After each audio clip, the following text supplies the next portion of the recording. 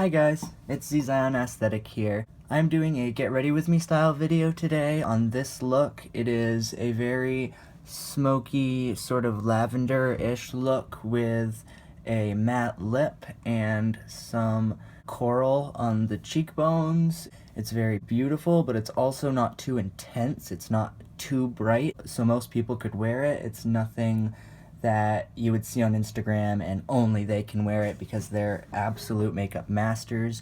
I think this is definitely a universal look that most people could pull off. I think it came out pretty well. If you're interested in seeing how I did it and what products I used, please keep watching. Hey guys, today I'm going to be doing a tutorial of an eye look and a full face makeup look, sort of a get ready with me style video, using the Kat Von D Interstellar palette. This is actually the first palette that I ever got that wasn't the Naked Basics palette, which is this little guy right here. This palette is great as well. This was a good palette to start with for sure, but it has all nudes in it. It's a fully nude palette, and while this is great for creases and transition colors, I wasn't really able to explore with very many looks because I didn't have anything with color. And so when I saw this on Sephora, it intrigued me because space is obviously cool, especially on the face. I felt like the color scheme that was going to be in here was going to be really cool, and when I looked at the colors on the website, I agreed. I thought that this was a very nice palette. It's kind of neutrally as well. It doesn't have like bright, intense, pop, sparkle colors, and so it was a little less scary for me going in to start with this palette and combo it with this. That's how I got all my original looks. So I've played around a lot with this palette because of that, and I wanted to do a look using it. I really enjoy this palette. I am using it less and less now as I've gotten more incredible palettes with bright pops of color and as I've become more adventurous with my makeup styles, but this has gotten a lot of use from me in the past, and I wanted to bring it out again today because I've been neglecting it a little bit. So this is what the palette looks like on the front. It's interesting because it looks less spacey, like galaxy spacey, and more like weird sci-fi movie spacey, which is kind of cool, but it's got a lot of pretty colors in here. When you open the palette up, this is what it looks like. It has 12 colors in it, 3 larger ones at the top, which are sort of the bases. Kat Von D has separated it into sort of 3 different looks that you can do. I obviously never listened to that, but I know a lot of people do like to have colors that correlate with each other so that they can get good looks. Today I actually am, I think, gonna stick with this middle one. I might pull a couple from other places, but I really like this color here. This is called Dark Star, and I really like this one over here, which is called Orion. And this one, this Dark Star one, it's almost a brown, but it has like really deep plum in it, almost like plum pit color in it. And then this one I just felt like would play off of that really well because they both have that slightly purple undertone, but they're very different in shade, obviously. To start, I am going to prime my eyes. I always prime with the Urban Decay Eyeshadow Primer Potion. It's only the second eyeshadow primer I've ever tried, but I love it. I haven't ended up spending money on another one yet. I haven't really felt the need to look around for any other primers yet. So I'm going to coat my eyelid almost all the way up to my brow with this doe foot applicator, and I'm gonna get inside right near the tear duct as well, and then I sort of just rub it in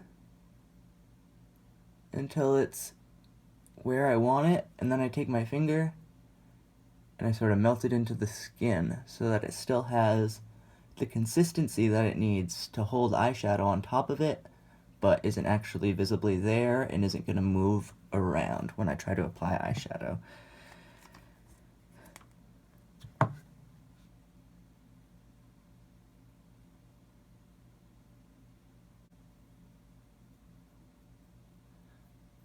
When I'm doing intense eye looks, I like to do my eyes before I do the rest of my face, because otherwise you can get your face looking perfect and get your under eye concealer pristine, and then the second that you accidentally drop a little bit of purple right here, it's impossible to get off. It just sticks to the concealer that you had there, even if you set it. And when you try to brush it off, it just smears, and then you have to remove all of your concealer and start all over, which then makes it look cakey on the edges, and it's just a whole issue. I usually end up just needing to take the entire look off after I've had fallout happen, and so I always just like to start with the eyes to stay on the safe side. Now that we've primed, I'm going to take my e.l.f. shadow brush, which looks like this. It's just a simple white shadow brush. It's not even specially designed for the crease or for packing or for anything in particular. Just a $2 e.l.f. brush that I found at Family Dollar. I just ordered the Artis Oval 3 brush, so the next look that I do, I will have a higher quality brush so I can blend out those colors better. I'm going to start out this look today by taking this brown over here, which is called Astrological, and I am going to just tuck that right in my crease on both sides.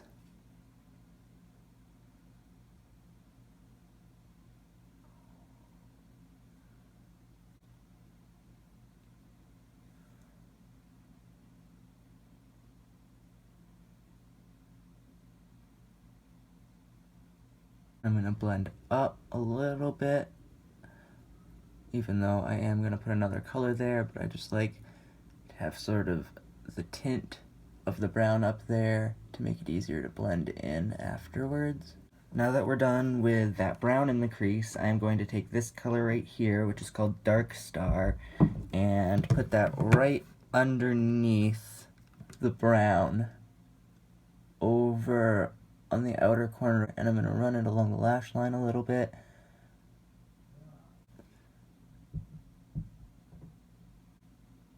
This color is really pretty. I'm going to blend that into the brown that I used in my crease after cleaning my brush off.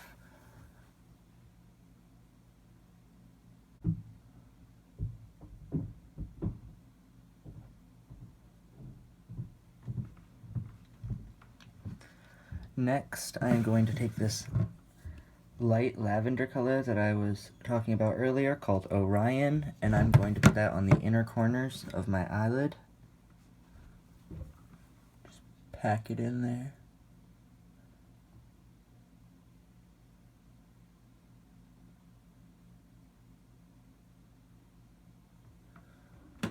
Oh wow, that's gorgeous.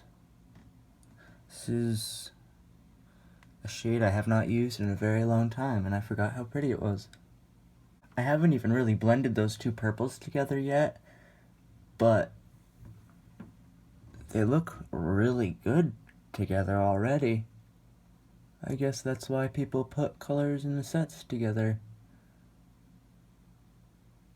They're just very complementary to each other.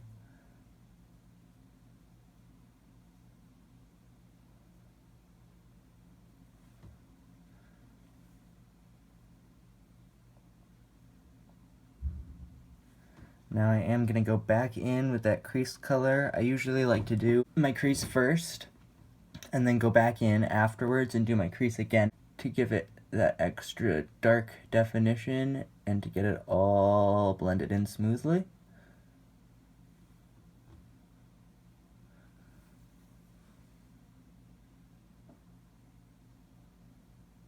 Now, this does not have a good sort of skin tone transition color in it, so I am going to go to the Naked Basics palette here and open this up.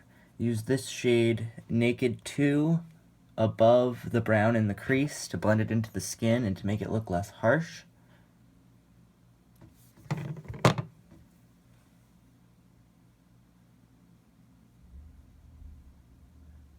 This shade, Naked 2, is probably the most used shade I have in my entire collection.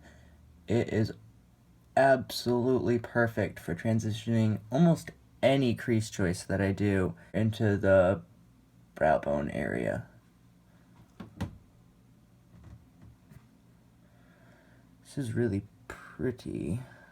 Now this look isn't going to be the most intense, bright pop of color, standout, stop an airplane look. It's just sort of a simple evening look for when you're going out to dinner with family or a friend. If you're not into the whole, holy shit, look at all that bang and makeup, bright highlight, and intense liquid lip, then I think this look, or at least the eye part of this look, will work well for you. See how much smoother that looks up top, though? Now that I've put that in, it just looks so much more natural. Now I am going to go in with the shade Walk of Shame from this Naked Basics palette and just top right underneath my brow. This isn't actually what I'm using for highlight. This is just to continue blending up. I like to have a sort of gradient effect so that it all looks natural. Well, so that it all looks blended correctly, at least. Alright. Oh, I could blend that a little more, couldn't I? I cannot wait until I get the Artiste brush. It's going to make blending the eyeshadows out so much easier. I'm going to pop a little more of both Dark Star and Orion just to sort of bring that pigment back. At this point, depending on how intense you want your eye to look, I sometimes go back in with the Urban Decay eyeshadow primer potion and just dab a little bit first on my finger and then on my eyelid, and that just sort of gives the pigment something even more to cling on to, because at this point you have a couple layers of powders on top of your primer, and so at this stage it's mostly blending as opposed to actually getting more pigment on. And if you feel like you do not have enough pigment on, I recommend adding a little more primer, because otherwise you're just going to continue blending those colors together, which is a good thing, but isn't when you need more color. I cannot get over how pretty this lavender is. It's not quite lavender though, it's like a snow-kissed lavender. So at this point your eyes should look something like this, with the lighter shade on the inner half of the eyelid getting darker as you get to the outer corner of the eyelid and having that all blend into your crease. Now that we've finished with the top of the eye, I am going to go underneath the eye with some shadow. For that I will be taking my Anastasia Beverly Hills No. 3 brush. It's this small little pointed eyeliner brush. I love this for the lower lash line. It just fits right in there underneath your lashes and distributes product very well. I also use it with the primer to prime my under eyes, because this doe foot will get it all over my cheek. I'm not graceful enough to use that doe foot, so I just take it out on the doe foot, dab a little bit onto the brush, and then prime for shadow. I like to go across and dot it first, and then rub it in. Now that my lower lash line is primed, I'm going to go in with this color up here, which is called Vast. It's sort of a light, shimmery, beige brown almost. Definitely a much lighter brown than the one I used in my crease.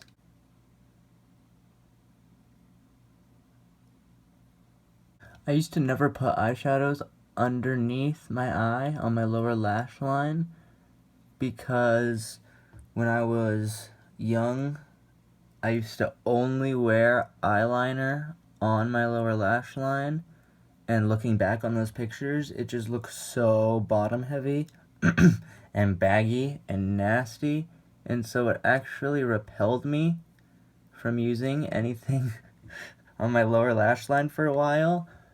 And at first I thought it was really cute. It looked light and it kept everything up, and occasionally I still will do a look like that, but I have also learned the importance of having eyeshadows and liners on the bottom to bring the entire eye look together. Otherwise, it looks slightly incomplete, regardless of how beautiful the top is. After I'm done putting that lighter brown in, I am going to go back in with Astrological, the crease color that we used, and I'm just going to keep that right at the outer corner of my eye on the bottom and blend it into that other brown to make it all flow and look much more blended.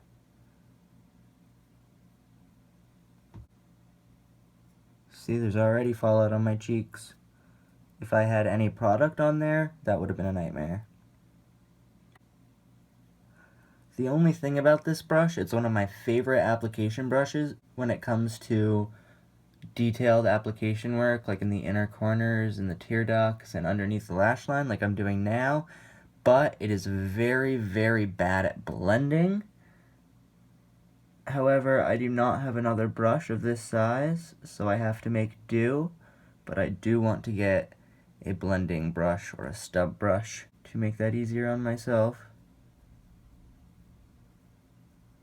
Now that we're done with shadow, I am going to go in and do my brows and do a little highlight right at the top under the brow bone. I like to do my brows before I do the highlight because the highlight sort of helps find the edge of the brow and makes it look a lot more sharp. For this, I am going to tie up my hair into a little center ponytail thing.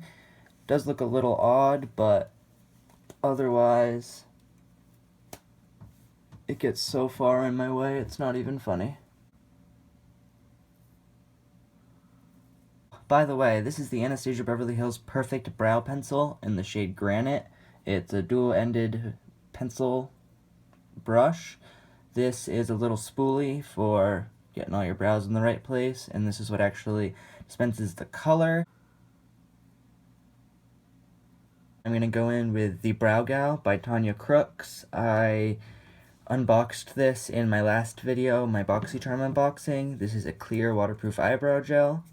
I have actually been enjoying this brow gel. I wasn't sure if I was going to. Now that we're done with our brows, I am going to go back in with the Naked Basics palette. I'm going to be using this lightest color over here, which is called Venus. Back on my Anastasia Beverly Hills number 3 brush, and I'm just going to pop that. Oh, make sure I get all the dark color off of it first. Don't want some browns up there. And I'm going to pop that Venus shade right up under my brow bone. Next, I am going to go in with liner. Today I'm going to be using the Kat Von D ink liner in the shade Trooper. This is a felt tip pen liner. This is about as black can get. I absolutely love this thing.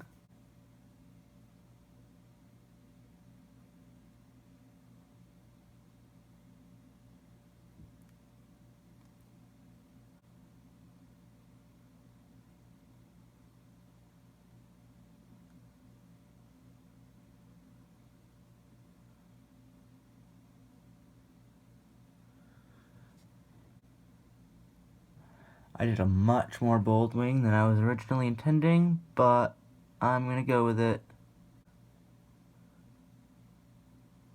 Once I'm done lining, I'm going to go into the waterline with the Makeup Forever Aqua XL eye pencil in the shade M10, which is the blackest shade they have. For lashes today, I am going to be using the Urban Decay Perversion Mascara. This is the smaller travel version of the product.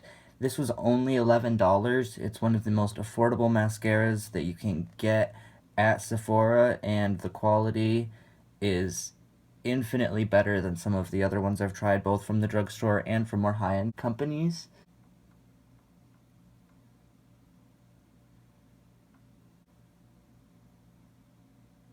Oh, there we go. Can't we just pretend it's a beauty mark? Come on. There, good as new. Kind of. Good enough as new.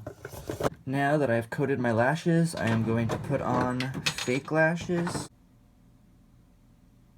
That completes the eyes, other than the lower lash line, which I prefer to do afterwards, after I've done my concealer. At this point, your eyes should look something like this. I'm not sure if the glue is completely dried, so I apologize if you can still see any glue. But the big lashes with the light purple fading to a darker purple brown area over here, the lighter brown to kind of bring everything together underneath the eye, and the wing. This is definitely a more pretty, sultry nighttime look. Now that I am done with the eyes, I am going to start on the face. First, as always, I am going to moisturize. Today I will be moisturizing with the Josen Moran Argan Daily Moisturizer. It has SPF 47, which is a ton, more than I've ever seen in a moisturizer. It just gives it a little bit of luminosity. Never forget to moisturize well before you do your makeup, unless you want really aged skin. I can't imagine anyone who's thinking, wow, I want old looking skin, is going to be watching a man doing his makeup anyway, so. Next I'm going to go in with primer. Today I'll be using the Smashbox Photo Finish Primer. This is my favorite primer of right now. I really enjoy silicone primers. They create a really defined layer between your makeup and your skin. Once that's all set, I'm going to go in with foundation. Today I'm going to be using my Makeup Forever Ultra HD foundation in the shade R250. This is probably my favorite foundation that I own. It's very creamy and nice.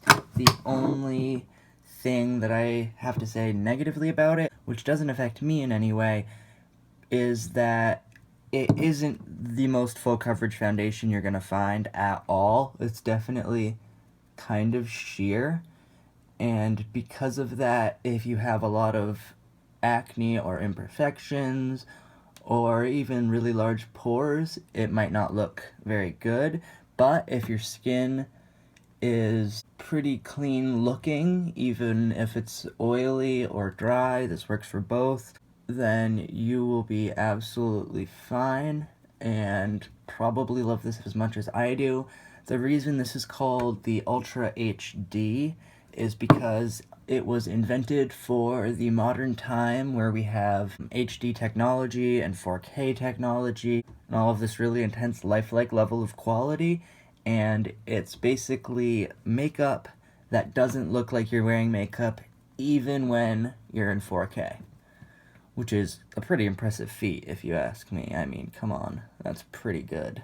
See how it's not very full coverage, though? You can definitely still see my skin underneath, but it just kind of evens out the tone and smooths everything a little, and it's very creamy and luminous, so it kind of just gives a very lifelike appearance. Now that I am done with my foundation, I'm gonna go in with the NYX Color Correcting Concealer, and just use this peachy color for the dark circles right here in the inner part of my under eye. I do not like to use very much of this product because I found it gets very cakey if you do, but I just like to press the tiniest bit right in the inner corner. Now the next step for me today is going to be concealing. I will be using my Urban Decay Naked Skin Concealer in the shade Fair Neutral. This is my favorite under eye concealer.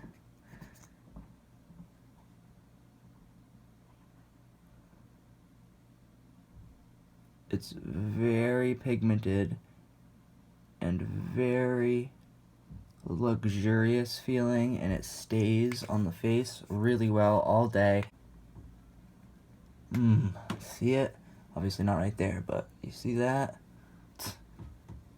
I mean, come on. Use my little mini beauty blender for the inner corners. And then I'm going to take my Laura Mercier Secret Brightening Powder, and I literally just stick my beauty blender right in there and just cake it on. This will keep it all in the same place all day and prevent creasing, and I get really bad creasing right in here if I don't set my under eye concealer well enough, and I have not found anything that keeps it as pristine as this Secret Brightening Powder, and Urban Decay Naked Skin Concealer combo. Alright. Now I am going to highlight the rest of my face using the same highlighter.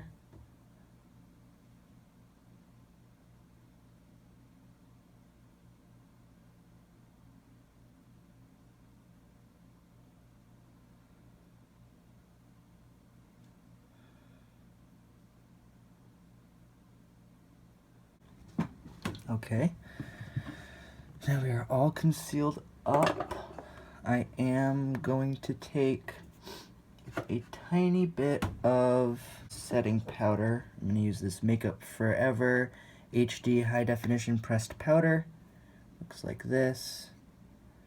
Pretty standard. This is actually from the same line as the foundation I just used. I'm going to take a little powder brush and just powder my forehead where I put that concealer. You may not need to do this. I like to because some people get product buildup where it creases and gets smushed together where their smile lines are or where their crow's feet are. This is where I get mine because I do that a lot, especially when I'm applying my makeup. So by the end of it, I usually have little collections of makeup unless I set it right away after I use the concealer. Once we're done with that, I am going to contour. Today I will be using the Anastasia Beverly Hills Cream Contour Palette. This is in the shade Light, and this is actually before they reformulated their cream contour. I have not used the new formula. It's supposed to be better, but I haven't had a chance to use it yet because I still have so much left here. I've only hit pan on one that I didn't want to go spend another $40. I'm going to take my beauty blender and just smush it in to this middle shade here. This middle shade is called Light Sculpt, and I'm just going to take that right below my cheekbones. Now comes the part that I'm the most excited about today. I will be using my new Artis Oval 6 brush. This is by the brand Artis. It is obviously a very unique style of brush. It is a side brush instead of an end brush. The inventor of these brushes invented them because he thinks that many of the ways that we do apply cosmetics is extremely old and we just haven't changed our ways, when really the technology is out there for so many leaps and bounds in the application of makeup. And so he invented these. The first thing about them is the shape.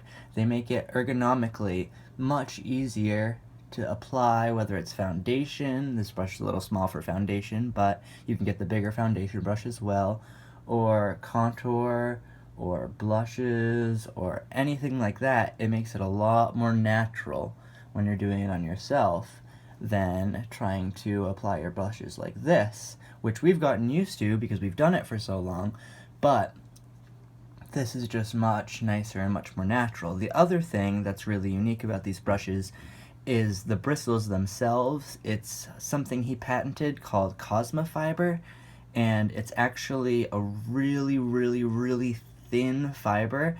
And so in the top of this brush head, I don't know how clearly you can see it, but there are many, many, many times more bristles than a standard brush of this size.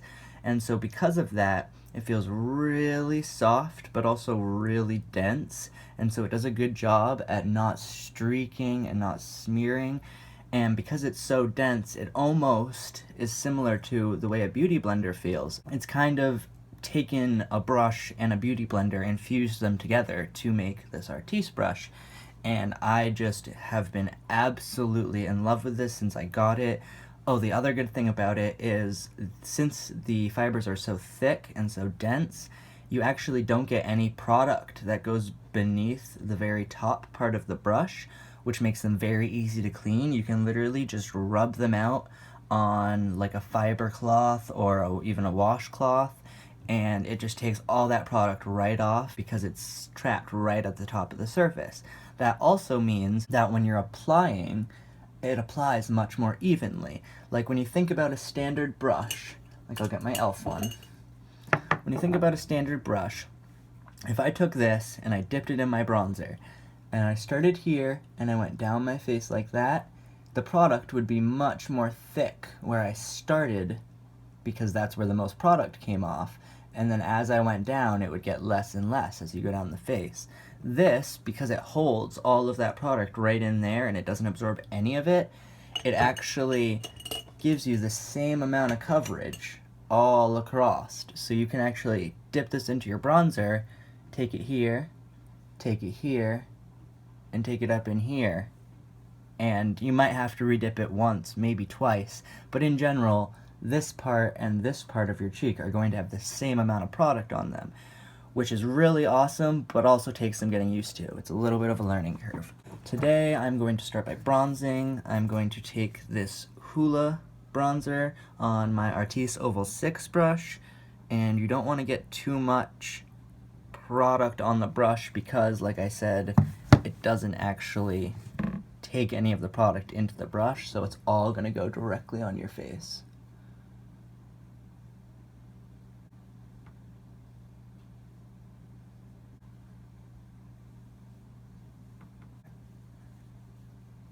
And you see how flawlessly that blends? It's like a dream.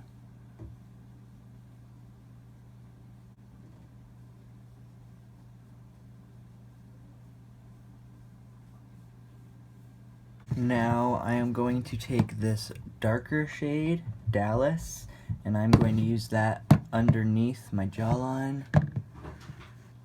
Now that we have blended the bronzer into a realistic level, I'm going to go in with blush. I'm going to continue using this Cheekathon palette and the Rockateur on top. I love this Rockateur because it has the word rock actually printed into the top and an overlay of shimmer. Now to finish the cheeks off, I'm going to go in with a highlight. Today I will be using my Tarte Rainforest of the Sea Skin Twinkle lighting palette. So it has these two highlights on either side. There's this one over here which is called Moonlight, and it's a rosy pearl, and then this one over here which is a champagne gold called Sunlight. So Sunlight and Moonlight. And then in the middle they have something called Filtered Light, and that's almost like a setting powder with a little luminosity. For today, I think I'm going to take Moonlight over here, this rosy pearl, and just apply that right on my cheekbones. Now, we want to do mascara on the lower lash line. Now we're getting close to finishing up. I'm going to start by setting the rest of my face with Makeup Forever HD Pressed Powder on a fluffy powder brush. This one is from Real Techniques. You can just get it at a drugstore. I do not set my under eyes with this because I already set them with the Laura Mercier Secret Brightening Powder. Now I'm going to take the MAC Prep Plus Prime. This is a finishing spray, which actually is not the same thing as a setting spray. A setting spray keeps your makeup all day. It's almost like a layer of protection, or like a hairspray that keeps your face from moving and your makeup from moving around. This is actually a finishing spray, which just means that it smooths everything together and it gets rid of the powdery appearance. And that just gives you a very luminous looking glow. To start the lips, I am going to go in with the Tarte Maracuja Lip Exfoliant. It looks like this. It's got like sugar granules in it, which exfoliate your lips. After about 30 seconds of that, I wipe it off, and then we are going to be going in with my Stila Lush Lips Water Plumping Primer. This plumps your lips and primes them for lipstick. I'm almost out, apparently, though. Once that's all melted into my lips, I'm going to go in with a lip liner. Today I'm using the Kylie Lip Kit in the shade Candy K. Now that my lips are lined, I'm going to fill them in with the liquid lipstick.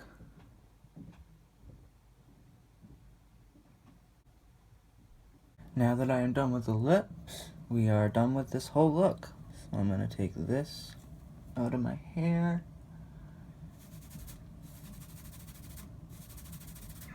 Get my hair at least slightly reasonable. And there's the finished product. It is a very evening wear type look. It's got the matte lip and the darker blush.